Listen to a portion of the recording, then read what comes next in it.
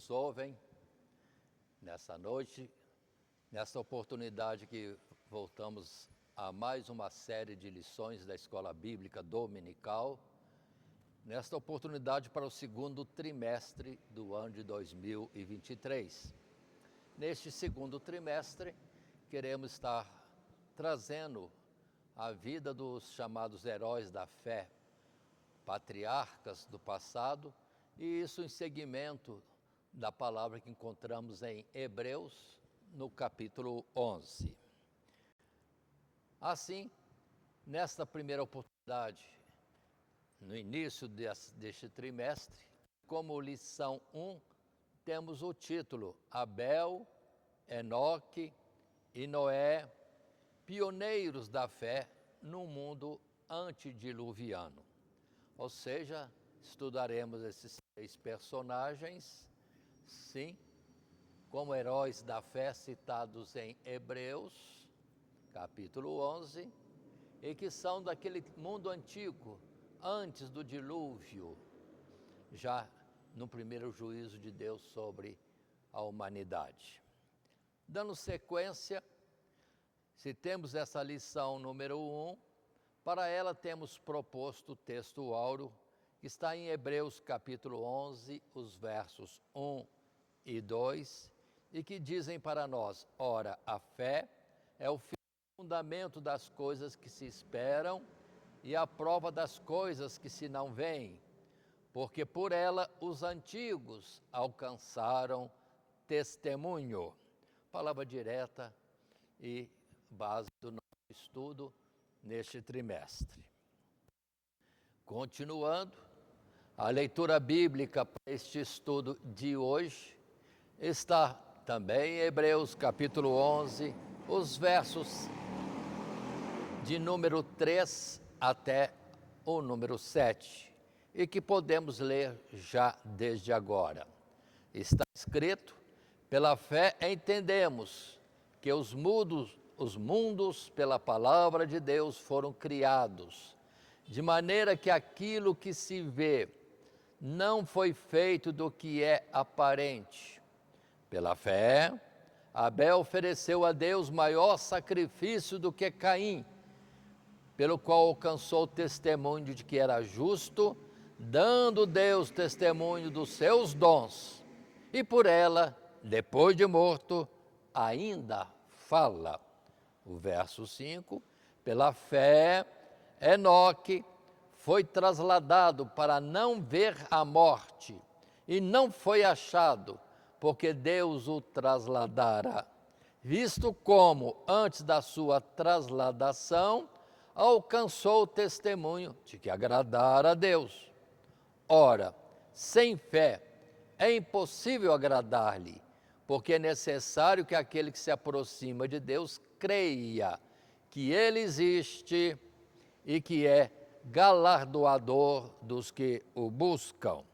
Verso 7, pela fé Noé, divinamente avisado das coisas que ainda não se viam, temeu, e para a salvação de sua família, preparou a arca, pela qual condenou o mundo e foi feito herdeiro da justiça, que é segundo a fé.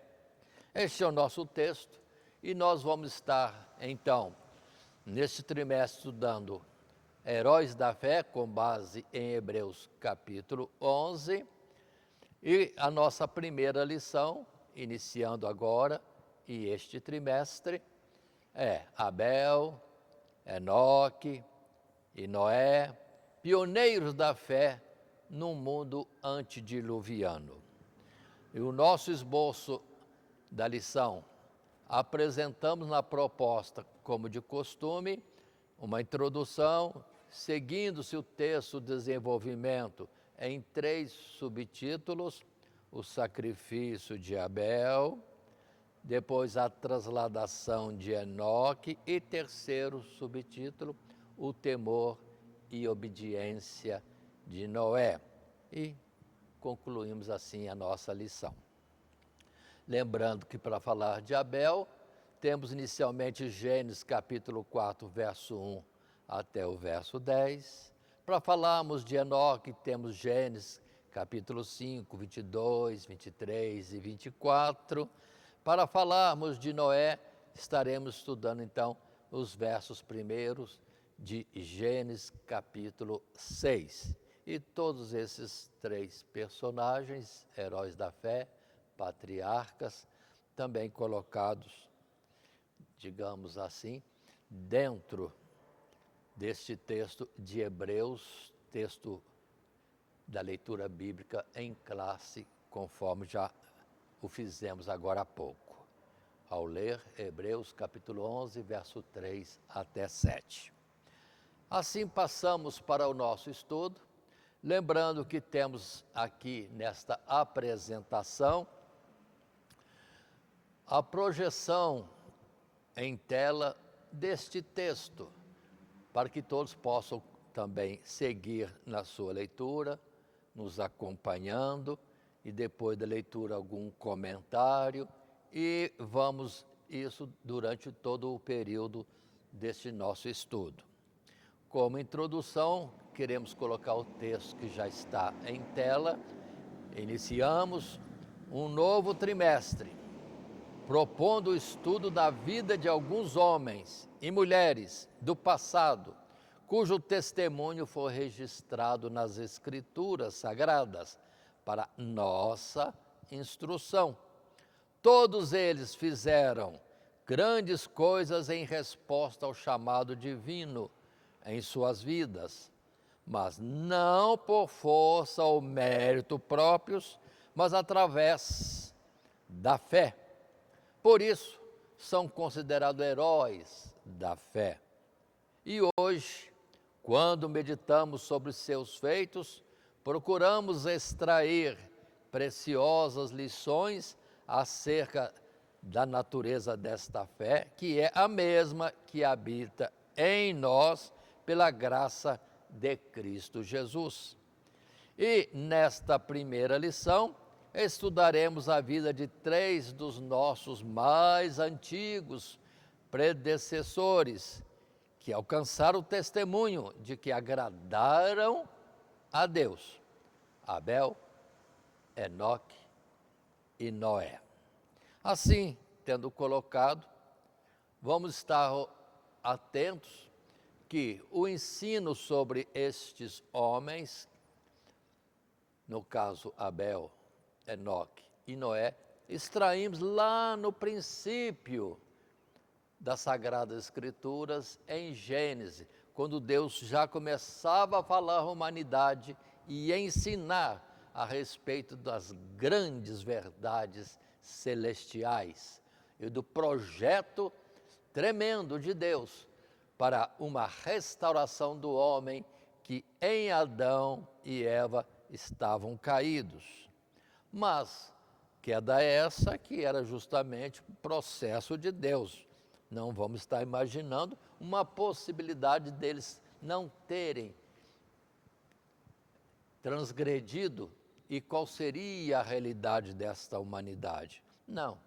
Deus estava mostrando a fragilidade deles, é uma verdade que estava sobre eles, mas Deus estaria operando para uma restauração gloriosa de caídos levantados, e se a sentença por desobedecer foi a morte, no dia que comeres o fruto proibido, certamente morrerás.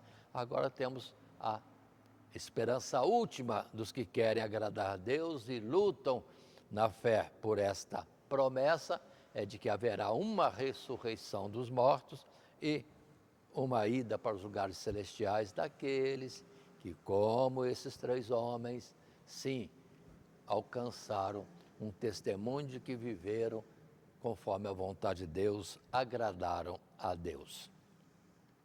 Assim, passando já ao esboço nosso e entrando no primeiro subtítulo, a lição de agora é o sacrifício de Abel.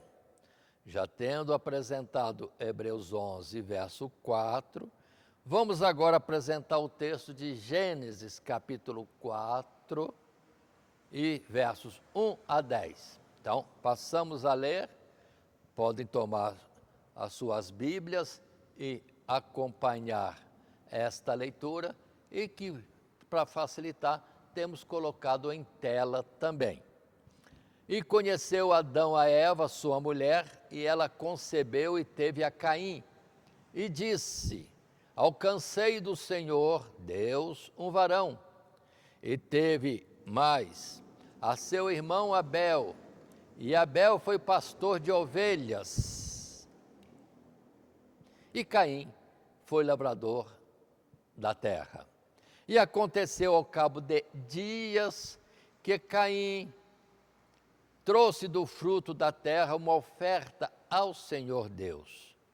E Abel também trouxe dos primogênitos das suas ovelhas e da sua gordura. E atentou o Senhor para Abel e para a sua oferta. Mas para Caim e para a sua oferta não atentou.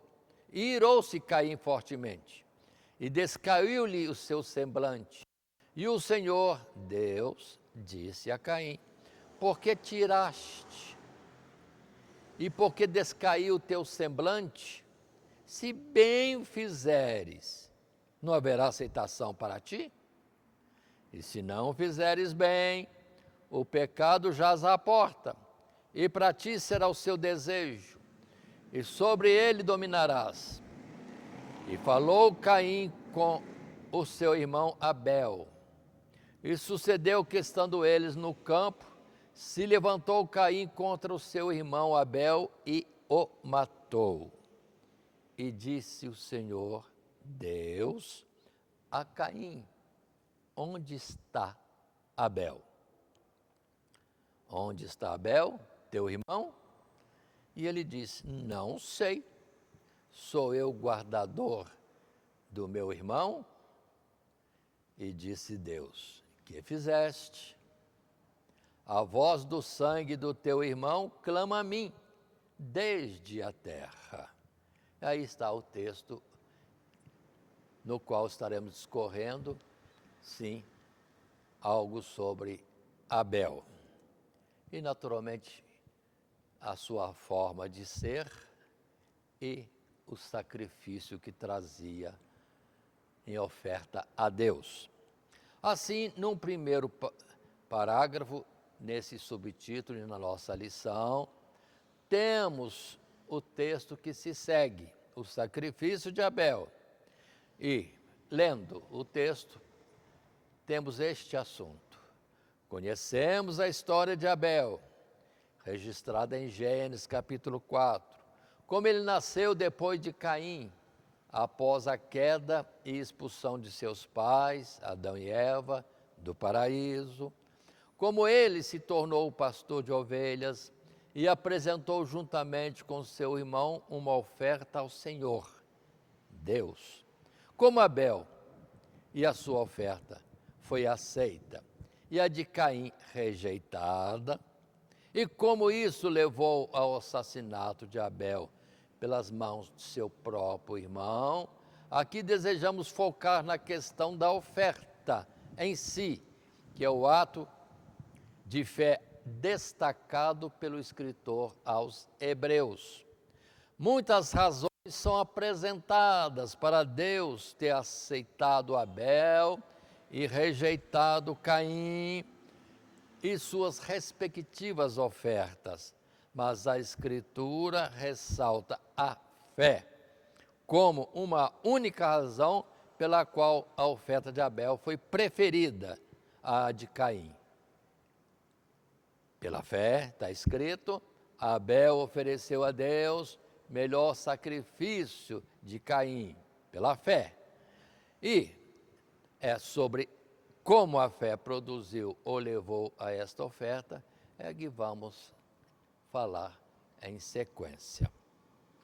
Então, observem, 2 irmãos, numa população mínima na face da terra, Adão, Eva, Caim, Abel, e como depois no capítulo 5 vai falar que Adão e Eva geraram filhos e filhas, não colocando a relação nem a ordem desses filhos e filhas, nem a quantidade, considerando que viveram mais, pelo menos Adão, mais de 900 anos.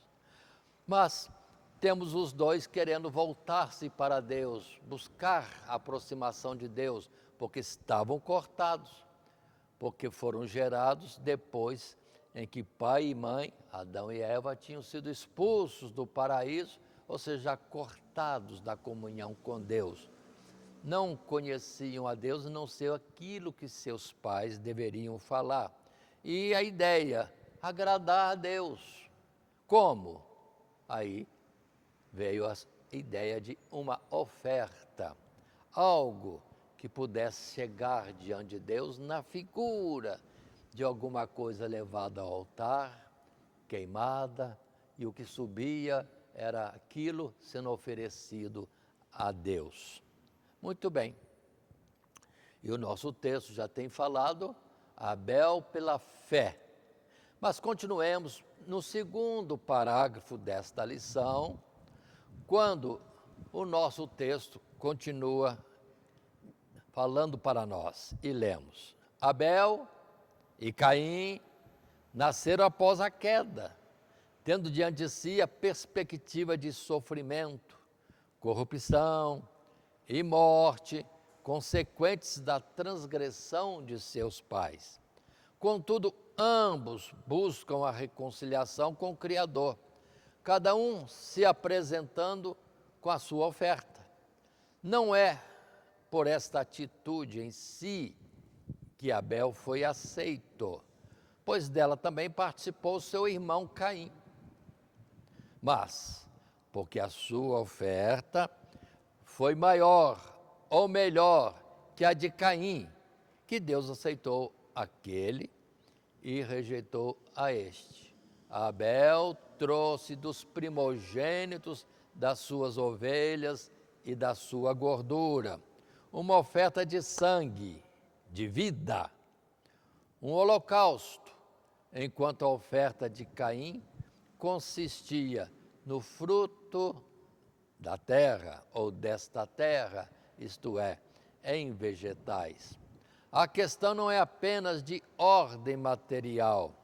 A oferta de Abel rememorava a lição aprendida duramente por seus pais e sinalizada antes de ser expulso do jardim, de que o pecado só pode ser extinto na morte, de modo que o homem não teria esperança de voltar a viver em paz com seu Criador, a menos que um substituto, uma vida inocente, fosse imolada ou sacrifício imolado em seu lugar, pelos seus pecados, para assim ser ele reconciliado e aceito novamente na presença de Deus.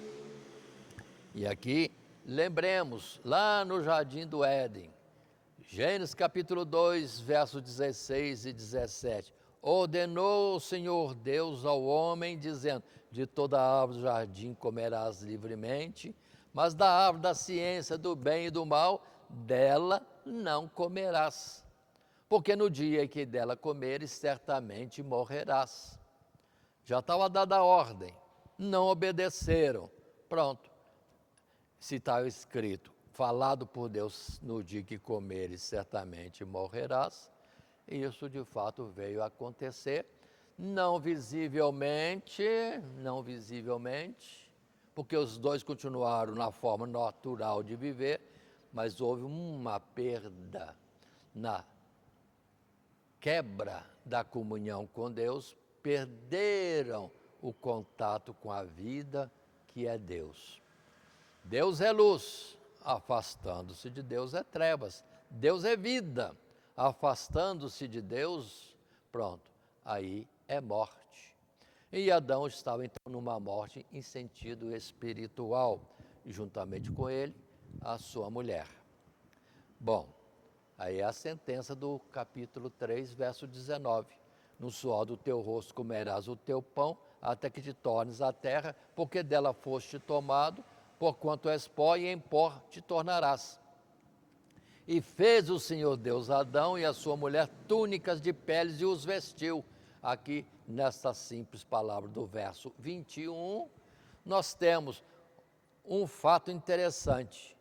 Adão e Eva nus, envergonhados, com a sua nudez, que falava mais da vergonha do seu ser, na transgressão contra Deus, o peso na consciência, sim, e a sentença de morte à frente, e quantas coisas mais poderiam estar acontecendo no futuro sem Deus. Mas observe que Deus vai vesti-los, cobrir a sua miséria. E para isso Deus usa peles. Ou seja, Deus teve que imolar, digamos assim, algum animais, para fazer então uma túnica, cobrir totalmente a Adão e Eva. Aí vão observando o que propiciou a cobertura da vergonha, ou cobriu a transgressão de Adão e Eva, foi por uma vestimenta que custou a vida de um inocente. Já estava o primeiro toque, que reflete lá para Ezequiel capítulo 18. A alma que pecar, essa morrerá, a não ser Levítico ou o Pentateuco, mostrando que apresente um substituto. Palavras simples, situações simples que aconteciam e Deus conduzia essas coisas para dizer ao homem: alguém precisa morrer pelo pecador para que ele não morra, para que esse pecador não somente não morra, mas tenha vida, e num projeto de Deus e vida eterna. Gera os indícios da salvação em Cristo Jesus, o Cordeiro de Deus que tira o pecado do mundo. Muito bem. Então já tinha um pisca-pisca dizendo, uma morte foi feita. Sim, houve alguém inocente morrendo para cobrir a consequência da desobediência de Adão e Eva. Aí, naturalmente, Abel se encaixou nisto e foi apresentar um sacrifício de um ser vivo, de uma de suas ovelhas. Enquanto Caim, distraído da condução, direção de Deus, foi apresentar frutos desta terra, enquanto que o que apresentava Abel era algo que só vinha do céu, de Deus, a vida. Vida é de Deus, enquanto que os vegetais era aquilo que é deste mundo mesmo. Não alcança o resgate de uma alma. Como disse Salomão, todo recurso do mundo inteiro não daria para resgatar uma alma. Então, somente vida oferecida a Deus, e repetindo, já apontando para Jesus Cristo, o Cordeiro de Deus, que daria a sua vida para a expiação dos nossos pecados. E nesta mensagem encenada, existente, visível na face da terra, Abel achou o entendimento e a condução para apresentar o que era melhor. Indo para um parágrafo terceiro, nessa nossa lição, Abel não apenas discerniu este princípio da graça de Deus, mas agiu de acordo com o mesmo. Não apenas soube, mas fez o que era correto aos olhos de Deus, o que vimos no capítulo 4, no verso 7 de Gênesis. E isso é obra da fé, ou da graça, que opera tanto no coração, tanto no exterior, no coração, como no exterior, levando à prática, sim, de obras de justiça. Por isso o texto sagrado diz nesta ordem, que o Senhor atentou para Abel, a pessoa, o seu pensamento, os seus propósitos, a intenção do seu coração, digamos assim. e para a sua oferta. Como um ato exterior não apenas executado de modo correto, mas como fruto de uma consciência purificada ou aperfeiçoada pela fé, e prova ou testemunho visível da justiça interior, sim, que havia em Abel.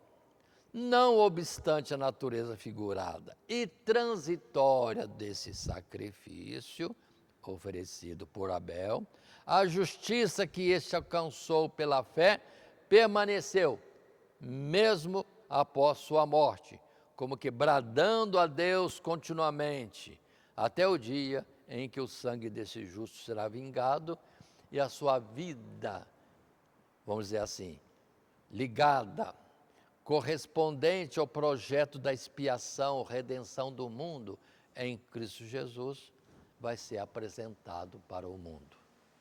Por isso, o sacrifício de Abel até hoje fala.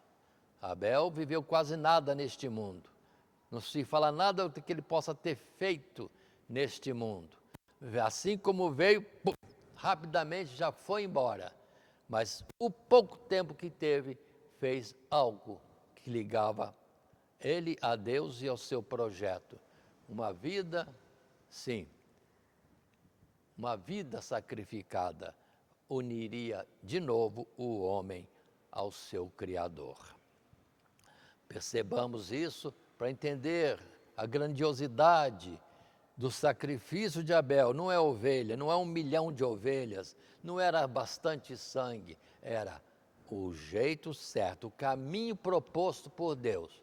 O homem será restaurado tão somente pelo perdão de seus pecados, o que, na verdade, somente vida por vida poderia fazer isto. A alma que pecar morre, mas se alguém morrer pelo que é pecador, a sua vida está ganha. Mas um inocente estaria morrendo em benefício do homem caído, o homem transgressor, rebelde, desobediente. A mensagem ficou. E Abel ganhou o testemunho de que agradou a Deus e está reservado para o dia da grande ressurreição e restauração magnífica, esplêndida ao ser que habita nos lugares celestiais. Assim, lembremos de textos bíblicos, como Mateus 23, os versos 34 e 35, e Jesus disse, citando Abel: portanto, eis que eu vos envio profetas, sábios, escribas, e a uns deles matareis e crucificareis, e a outros deles açoitareis nas vossas sinagogas, e os perseguireis de cidade em cidade, para que sobre vós caia todo o sangue justo que foi derramado sobre a terra, desde o sangue de Abel, o justo, até o sangue de Zacarias, filho de Baraquias, que mataste entre o santuário e o altar. Deus não concluiu esta história. Parece que está lá nos milênios passados, não tem mais nada. Não, Abel vai retornar e Deus vai mostrar, sim, a glorificação deste homem justo e a condenação de todos aqueles que lhe foram contrários, como também numa sequência por gerações daqueles que perseguem os que são servos de Deus, os que se esforçam para estar na sua vontade. Apocalipse capítulo 6, Apocalipse capítulo 6, verso 9 e versos seguintes, nos apontam que isso está reservado. João mostrou lá em Apocalipse que haverá um acerto de conta ainda, em que cada um receberá conforme as suas obras. Abel, sim, o prêmio da vida eterna. E Caim, infelizmente, ainda que Deus falou, instruiu, como ele poderia ser aceito, mas não quis. Preferiu viver do seu jeito. E aí, a consequência é maldição que veio sobre ele. E havendo aberto, diz o texto em Apocalipse, o 5º selo, vi debaixo do altar as almas dos que foram mortos por amor da palavra de Deus e por amor do testemunho que deram. E clamavam com grande voz, dizendo: até quando, ó verdadeiro e santo dominador, não julgas e vingas o nosso sangue dos que habitam sobre a terra? E a cada um foi dada uma comprida veste branca, e foi-lhe dito que repousassem ainda um pouco de tempo, até que também se completasse o número dos seus conservos e seus irmãos que haviam de ser mortos, como eles foram. E aí está, para nós, em figura, como que os seres foram justos e sofreram. Nessa figura estão como que clamando a Deus. Na verdade é Deus, as entranhas, está também ansioso para logo trazer e dar recompensa àqueles que lhe são amados, àqueles que estiveram com ele nesta caminhada. Assim, passando em frente, transladação de Enoque, é o próximo assunto que já vimos em Hebreus 11, verso 5, e agora vamos ver em Gênesis capítulo 5, verso 22 a 24.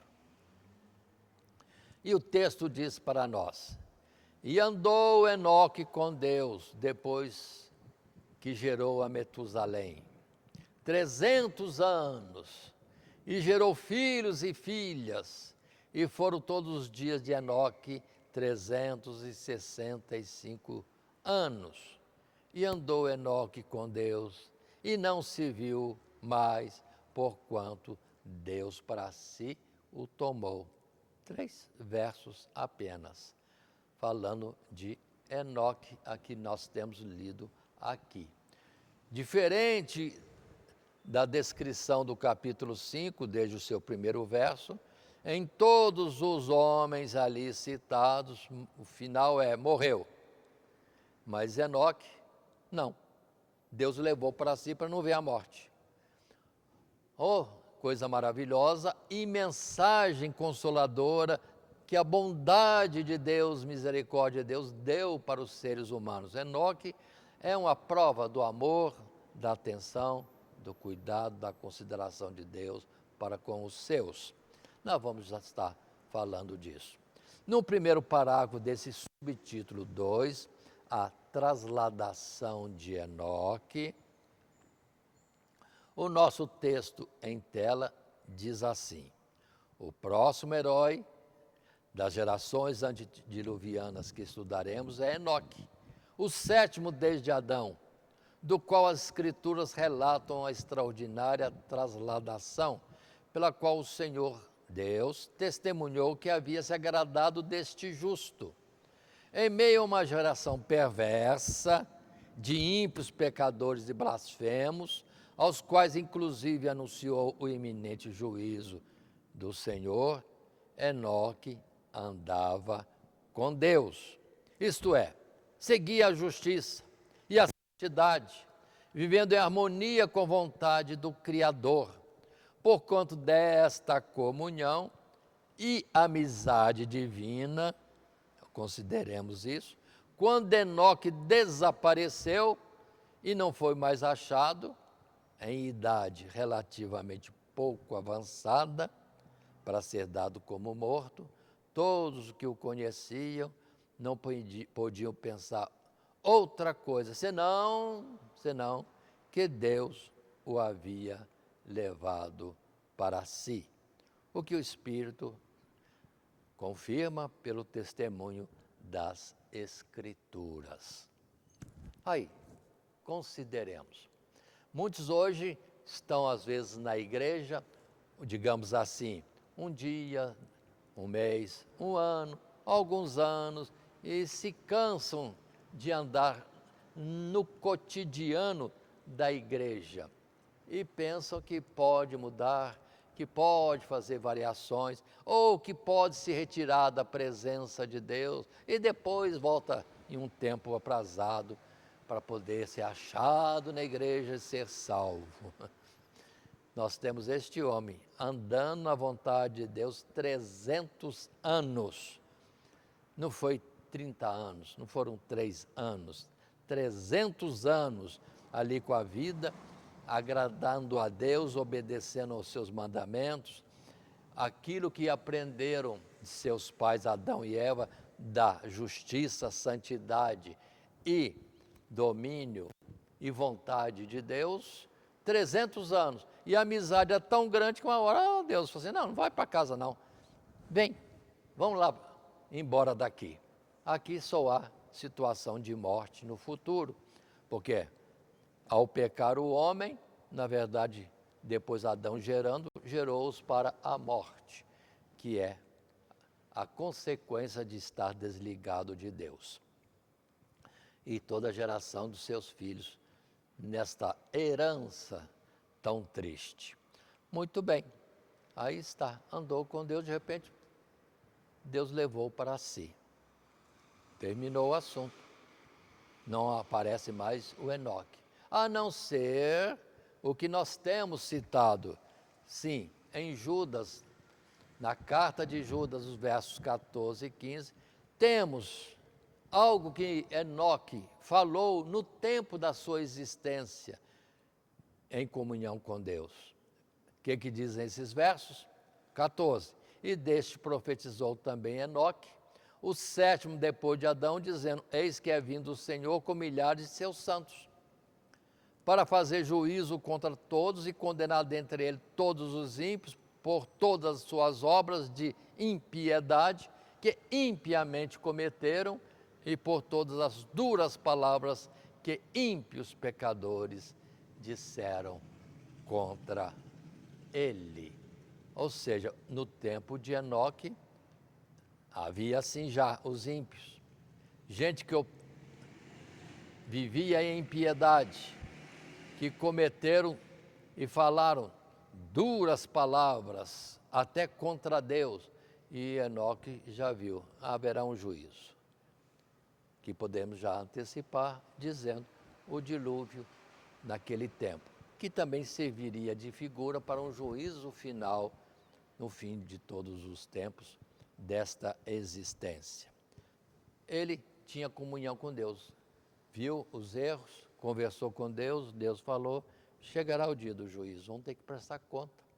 Todos nós compareceremos diante de Deus para dar conta do que fizemos, bem ou mal. Mas continuemos. No segundo parágrafo desse subtítulo, Transladação de Enoque, em nenhum lugar as Escrituras explicam a natureza dessa transladação. Para onde o profeta foi levado?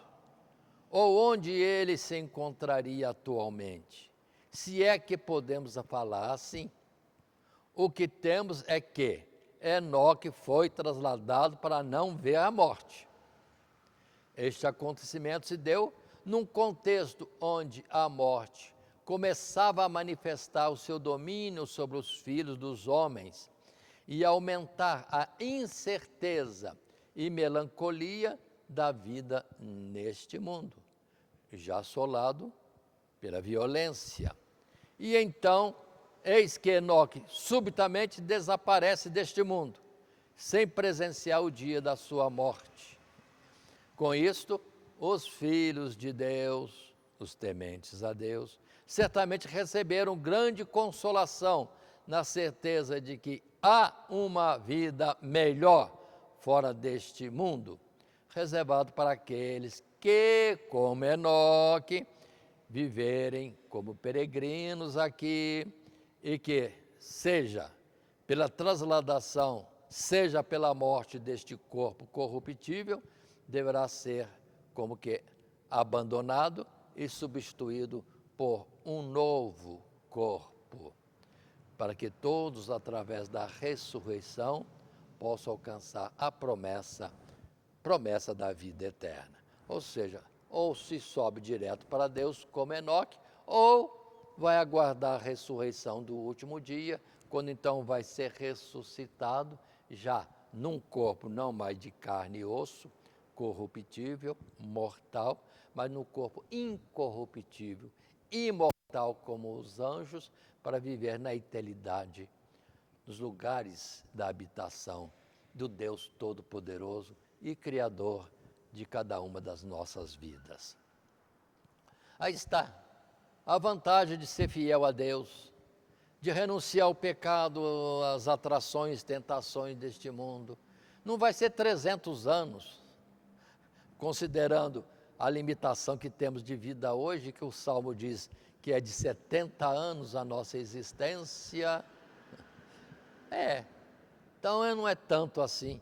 Então precisamos ter cuidado, vigiar, orar e procurar viver de forma correta para alcançarmos então esse dia maravilhoso da aprovação, da recompensa de Deus. Por favor, de forma breve, quero falar, porque muita gente pensa que Enoque está lá no céu. É um mistério, há mistérios de Deus.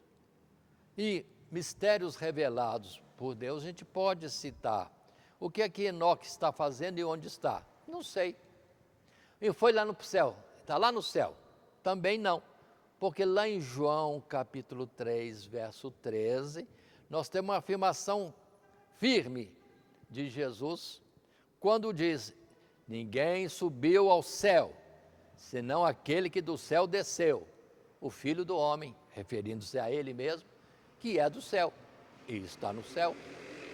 Então lá no céu não tem ninguém, conforme o nosso dizer comum, foi para o céu. Bom, está a caminho, mas que chegou lá, Enoque não chegou, e nem Abel que morreu também chegou lá, porque todos que morreram estão no pó da terra, aguardando a ressurreição do último dia. Nós falamos assim, mas podemos tomar base nas Escrituras. Em Hebreus capítulo 11, que é o nosso capítulo de estudo neste trimestre, digamos assim. O verso 13 diz para nós: todos esses morreram na fé, ou no caso de Enoque, foi trasladado, sem terem recebido as promessas, mas vendo-as de longe, crendo nelas e abraçando-as, confessaram que eram estrangeiros e peregrinos na terra. Nenhum dos santos de Deus, desde Abel e agora Enoque, ninguém já foi para o céu. É poder de Deus. Como é que Deus faz isso? Não sei. É Ele que é o poderoso. Mas se Ele diz que ninguém subiu ao céu, ninguém subiu ao céu. E, para complementar o entendimento, é lá no verso 39 que esse verso 13 é repetido. E todos estes, tendo tido testemunho pela fé, não alcançaram as promessas. Não alcançaram as promessas. Quem morreu está na sepultura esperando a ressurreição. E quem foi trasladado? E esse aí lá não chegou ainda, mas está no poder e atuação, cuidado de Deus. 40. Provendo Deus alguma coisa melhor a nosso respeito, para que eles, sem nós, não fossem aperfeiçoados. Então existe um plano de Deus, ninguém vai na frente, ninguém será aperfeiçoado antes, todos serão juntos, admitidos e recebidos na glória celestial, conforme Tessalonicenses capítulo 4, quando ali diz bem claro, no abrir e fechar de olhos haverá a ressurreição dos mortos, haverá a transformação dos justos vivos, e juntamente todos chegarão ao céu, no arrebatamento da igreja. Ou seja, ninguém vai antes, todos vão juntos. Pelo que, cuidado, não existe ninguém dos fiéis a Deus, de tempos passados, diante de Deus intercedendo. Não, não, não. Quanta gente com devoção a este ou aquele santo e etc., ninguém está no céu. Por isso que está escrito, há um só Deus e um mediador entre os homens. E Deus é Cristo Jesus. E Jesus mesmo disse, eu sou a porta, eu sou o caminho, eu sou a verdade, eu sou a vida. E ninguém chega ao Pai senão por mim. Ele é a porta das ovelhas, Ele é a porta da vida e vida eterna. E muitos enganados, pensando que esse, aquele santo, porque viveu bem aqui, o Abel ou o Enoque, vai interceder por ele. Não. O caminho é Jesus. Ele também é a porta, Ele é a verdade e Ele é a vida. E ninguém vai a Deus se não for por Ele. Então observem essas verdades que estão diante de nós para nós podermos melhorar nossa forma de contato e aproximação de Deus. E temos ainda Hebreus 11, verso 13, quando a palavra diz: todos estes morreram na fé sem terem recebido as promessas, mas vendo-as de longe e crendo nelas, e abraçando-as, confessaram que eram estrangeiros e peregrinos na terra, porque os que isso dizem claramente mostram que buscam uma pátria. E se na verdade se lembrasse daquela de onde haviam saído, teriam oportunidade de tornar. Mas agora desejam uma melhor, isto é, celestial, pelo que também Deus não se envergonha deles de se chamar seu Deus, porque já lhes preparou uma cidade. E já lá em Coríntios, segunda carta, capítulo 5, verso 1, porque sabemos que se a nossa casa terrestre deste tabernáculo se desfizer, temos de Deus um edifício, uma casa não feita por mãos, eterna, nos céus, e por isso também gememos, desejando ser revestidos da nossa habitação, que é do céu, se todavia, estando vestidos, não formos achados nus. Agora complementem com o capítulo 11 de Hebreus, versos 39 e 40, que Deus não quer que ninguém seja aperfeiçoado sem os demais, porque haverá uma só atuação poderosa, magnífica, esplêndida de Deus no arrebatamento da igreja, quando todos juntos serão recebidos na glória celestial, porque somos um corpo,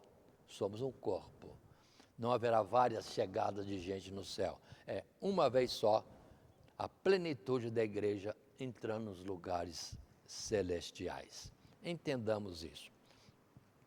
E há momentos anteriores eu disse, misericórdia e amor de Deus, Deus dando ao homem alguma coisa a mais. Se pudermos analisar, isso pode ser feito, nós vamos descobrir que Noé morre com 930 anos.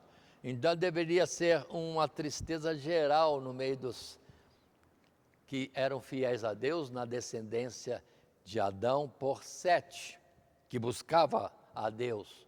Muito bem, morreu. Então todos nós, é mais a questão de um dia e o outro, vamos morrer. E pronto, olha lá, vamos para a sepultura, vamos voltar ao pó. E aí? Aí Deus mostra Enoque e diz de uma forma como que gritando pela atuação dele, de que há uma recompensa para quem anda na vontade de Deus. Qual a recompensa? Ser levado para o céu. E Enoque, então, procurando medir a data em que isso foi feito, é logo depois da morte de Adão. Morre Adão, o pessoal desconsolado, de repente vem a notícia. Olha, Enoque anda com Deus. Adão já faleceu, foi para o pó. Mas Enoque andou com Deus e Deus já o levou para si. Uma notícia para toda aquela população. Se andarmos com Deus, nós vamos também para o céu como Enoque foi. Essa é a grande maravilha das misericórdias de Deus e atenção para nos consolar. Mas avançando mais um pouco dentro da nossa lição, indo para o terceiro subtítulo, o temor e a obediência de Noé, além daquilo que vimos na leitura bíblica em classe, no capítulo 11, verso 7, temos também o capítulo 6 de Gênesis. Por enquanto, versos 7 a 13. E depois fazemos outra leitura mais à frente. E está escrito assim: e disse o Senhor Deus, destruirei de sobre a face da terra o homem que criei, desde o homem até o animal, até o réptil, e até as aves do céu, porque me arrependo de os haver feito. Noé, porém, achou graça aos olhos do Senhor Deus. Estas são as gerações de Noé. Noé era varão justo e reto em suas gerações. Noé andava com Deus e gerou Noé 3 filhos, Sem, Cã e Jafé. A terra, porém, estava corrompida diante da face de Deus, e encheu-se a terra de violência. E viu Deus a terra, e eis que estava corrompida, porque toda a carne havia corrompido seu caminho sobre a terra. Então disse Deus a Noé: o fim de toda a carne é vindo perante a minha face, porque a terra está cheia de violência, e eis que os desfarei com a terra. Pronto.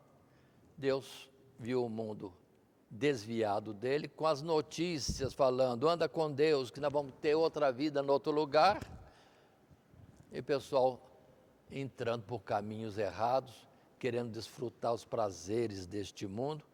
Se há prazeres lícitos, muito bom, que Salomão até fala, goza a vida. Sim, que Deus tem te dado, só toma cuidado, porque por tudo que fizeres será chamado a juízo. Mas o homem prefere o proibido, aquilo que Deus diz não pode, não é isso, porque acha que está escondido alguma coisa que Deus está querendo privar o homem de desfrutar. Não, quando Deus proíbe, porque é ruim para nós, e quando Ele manda a gente fazer, é porque é bom para nós. E nós não entendemos a mensagem de amor de um pai que deu vida a nós, porque Deus é pai nosso, porque Ele que nos deu a vida, e vão viver errado. E aí chega o dia do juízo que Deus aponta para Noé. Noé andava com Deus. E foi arrebatado? Não, não foi trasladado, não. Ele continuou na terra. Só que todo aquele que anda com Deus nessa terra, algo acontece diferente, que enobrece a sua vida e faz com que ele também esteja contado entre os justos deste mundo, guardados, sim, para o dia glorioso de uma entrada nos lugares celestiais para viver com Deus eternamente. No caso de Noé, andava com Deus, pronto, recebeu a oportunidade de poder falar ao mundo de um juízo de Deus e de se preparar para salvar a si e a sua família e muitos animais na continuidade da espécie deste mundo. Assim, num primeiro parágrafo desse subitem 3, o temor e a obediência de Noé, lemos: Noé viveu durante um tempo em que a escalada de violência e impiedade da raça humana estava no seu auge, quando até mesmo os de sua linhagem haviam se corrompido por terem se casado com as filhas de Caim, e o senso da impunidade aumentado a ponto de todos viverem indiferentes a Deus e aos alertas de que o fim estava próximo. Contudo, assim como seu antecessor Enoque, Noé também era justo e reto em suas gerações. Noé andava com Deus e do mesmo modo foi avisado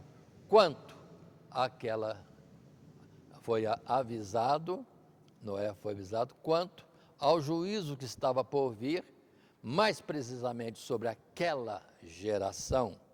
Mas enquanto a Enoque coube apenas profetizar acerca destas coisas, Noé, além de anunciar o juízo iminente, deveria ter parte na sua execução, provendo o único meio pelo qual o Criador salvaria alguns, ao mesmo tempo em que condenaria o restante à destruição. Pronto, o aviso está dado, a arca está aí, quem quiser, foge para a arca e viverá. Muito bem, mas tiveram Noé por zombador, por louco, não sei, mas ele foi um pregador que anunciou o fim do mundo e já se cuidava. Naquela figura da arca, ele construindo, quanto tempo uma arca daquele tamanho? Nos recursos daquela época, eu não sei quais eram, mas fez uma grande arca, imensa, e que pôde comportar tantos animais, porque os homens chamados à salvação não quiseram. Então, ficou desta forma. Mas Deus, então, livra a Noé. E Noé é salvo porque simplesmente creu em Deus. É o assunto da fé. Deus falou que vai trazer um juízo, que é um dilúvio de águas, uma inundação de águas, que cobriria tudo, não escaparia ninguém. Mas se fizer a arca, pronto, nela terá vida, terá o escape. E Noé anunciou, fez a arca e pronto. E vem o dilúvio e ele está em condições da salvação. Para relembrar como é que estavam as coisas antes, Gênesis capítulo 6 e verso 1, considera, e aconteceu que, como os homens começaram a multiplicar-se sobre a face da terra, e lhe nasceram filhas, viram os filhos de Deus que as filhas dos homens eram formosas, e tomaram para si mulheres de todas as que escolheram. Então disse o Senhor Deus: não contenderá o meu espírito para sempre com o homem, porque ele também é carne, porém os seus dias serão 120 anos. Havia naqueles dias gigantes na terra. Bem depois, quando os filhos de Deus entraram as filhas dos homens, e delas geraram filhos, estes eram os valentes que houve na antiguidade, os varões de fama.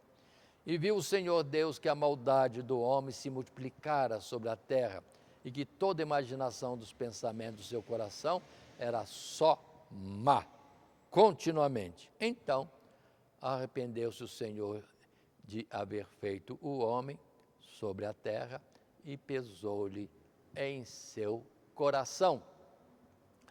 E observe que são muitos anos, gerações, Deus avisando. Mas os homens querem viver como querem, aproveitar o máximo de prazeres deste mundo. Aproveitem, mas façam prazeres lícitos. Existe muita coisa boa, lícita, não proibida, que não desagrada a Deus, mas os homens entram para o caminho errado. Aquilo que Deus proíbe porque tem consequências ruins, e ele acha que porque Deus está escondendo alguma coisa boa e por isso proíbe. Deus não é carne. Deus não desfruta dessas coisas deste mundo. Tudo é dele, e ele vive no esplendor, na sublimidade de uma glória que a gente não sabe descrever. Mas, vão entender, o homem, ainda que tenha a possibilidade de muitos prazeres, também tem a certeza, um dia vai morrer, porque a velhice chega e o fim dele se mostra bem perto. E apesar de isso existir, muitos querem viver de qualquer jeito e pensando que vai ter vida. Não, de repente chega e pronto, acaba. E aí, quem vai dar conta a Deus? De desobediência, de procedimentos proibidos, de escândalos, de violência, de tanta coisa errada como no passado. Aqui começa então o casamento de qualquer jeito, e começa também bigamia, e começa, pronto. Aí o homem entra para o caminho de adultério e prostituição e violência e cobiça nessa face da terra, avareza, soberba, e esquece que continua a mensagem: haverá um juízo. O seu tempo de vida é curto. Acerta a vida enquanto pode. Procura andar com Deus nos seus mandamentos, enquanto pode, porque virá o juízo. E lembrando Jesus falando em Mateus capítulo 24, versos 37 e mais algum verso, Jesus disse: e como foi nos dias de Noé, assim será também a vinda do Filho do Homem. Porquanto, assim como nos dias anteriores ao dilúvio, comiam, bebiam, casavam e davam-se em casamento, até o dia em que Noé entrou na arca, e não o perceberam, até que veio o dilúvio e os levou a todos. Assim será também a vinda do Filho do Homem. Pronto. Jesus avisou. É a mesma coisa. Viviam como queriam viver, mas tinha um juízo à frente. Um juízo rápido, que era a sua própria morte. E um juízo total no dilúvio. E hoje é a mesma coisa. O aviso está dado. Você vai envelhecer, vai morrer. Ou morre antes para um outro acidente qualquer. Mas se não for isso, vai morrer e vai prestar conta no juízo de Deus, naquele grande dia em que Deus vai julgar tudo que foi a vida de cada um de nós. Muitos não atentam para isso. Vivem a normalidade deste mundo e não atentam.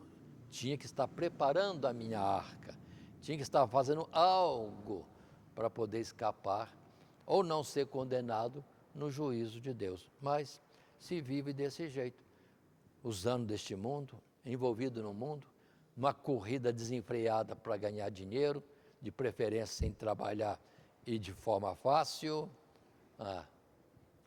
e etc. Além das famílias destruídas pelo divórcio, pelos adultérios, a prostituição largada neste mundo, Deus está vendo. Deus está vendo. E o aviso está sendo dado por essa mesma mensagem. Deus vai requerer, Deus vai trazer juízo todas essas coisas. Mas continuando na nossa lição, no segundo parágrafo desse terceiro subtítulo, o temor e obediência de Noé, ao contrário dos seus contemporâneos, Noé vivia pela fé que a destruição anunciada era certa, e por isso temeu.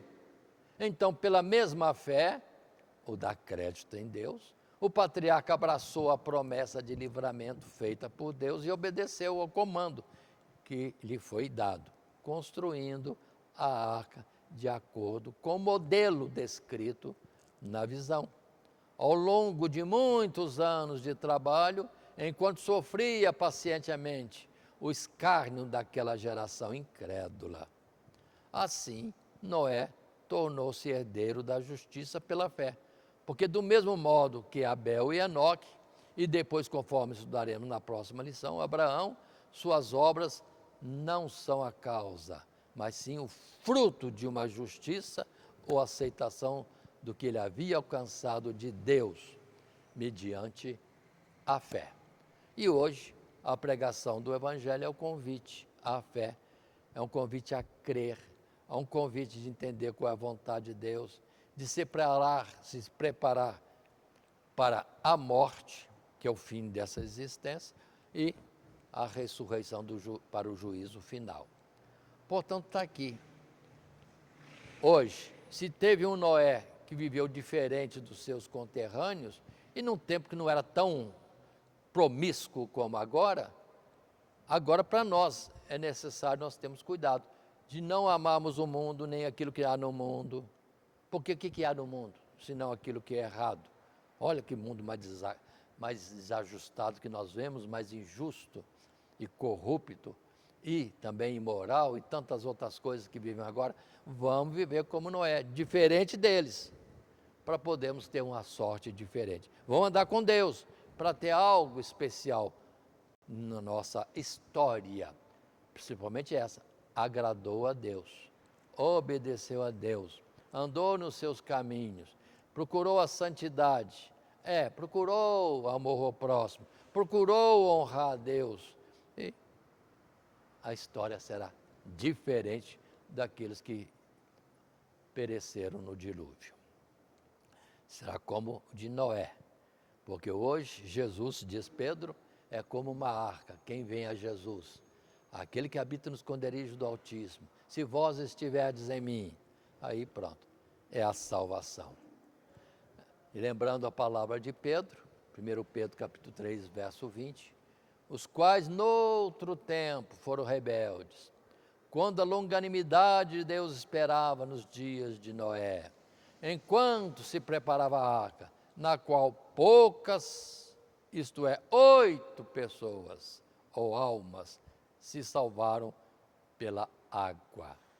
Então, vamos entender, está aí a situação. Deus é longânimo, dá-nos dias, anos, décadas, uma vida com muitos momentos, oportunidades, para nós entrarmos pelo caminho reto. 2 caminhos estão diante de nós, o de fazer a vontade de Deus e ter a vida, fazer o bem, o certo, ou o outro, andar conforme este mundo, do jeito que eu quiser, quando apraz a cada um e não a vontade de Deus e depois as consequências. Viver regalado esplendidamente neste mundo já será a nossa porção. Mas viver no temor da vontade de Deus e cuidado justo, aí sim, é ser diferente e ter algo melhor na expectativa do futuro e do fim desta existência.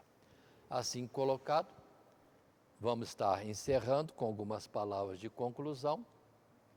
E está em tela a lição principal que extraímos do estudo da vida dos homens de Deus, é que nada eles fizeram ou alcançaram por suas próprias forças ou mérito, mas vivendo tempos difíceis, todos eles foram pacientes diante das circunstâncias presentes, olharam para o Deus invisível aos olhos da carne, mas fiel e verdadeiro, e daí receberam forças para resistir ao mal e, achando graça aos olhos de Deus, fizeram grandes coisas em seu nome.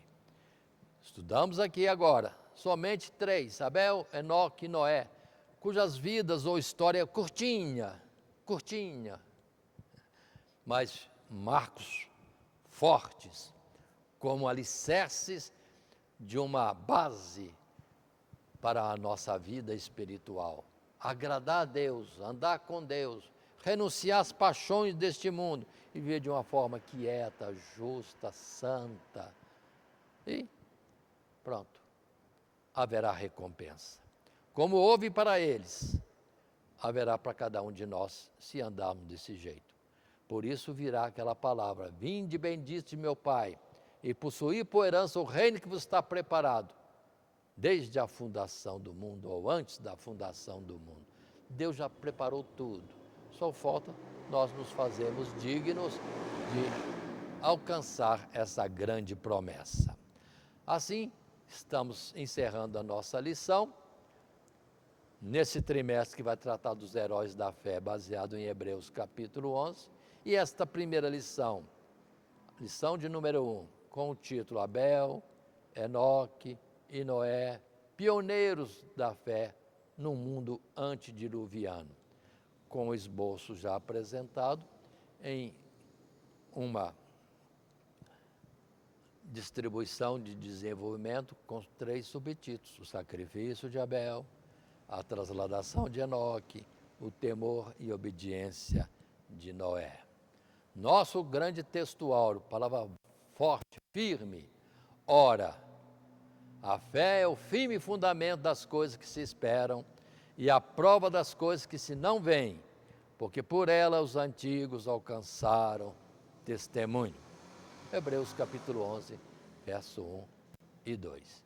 Assim, agradecemos a atenção daqueles que já acompanharam, lembrando que nossos estudos, nossos canais de comunicação, desde o YouTube, como também na Hora da Decisão, www.horadadecisão.com.br, ou na Rádio Net Grata Nova. Estejam procurando nossos contatos entre nossos canais para poder seguir outros estudos ou rever este mesmo que estamos agora concluindo e lançando naturalmente ao público nesses momentos seguintes. Assim, encerramos pedindo a Deus que abençoe a todos em Cristo Jesus. Amém.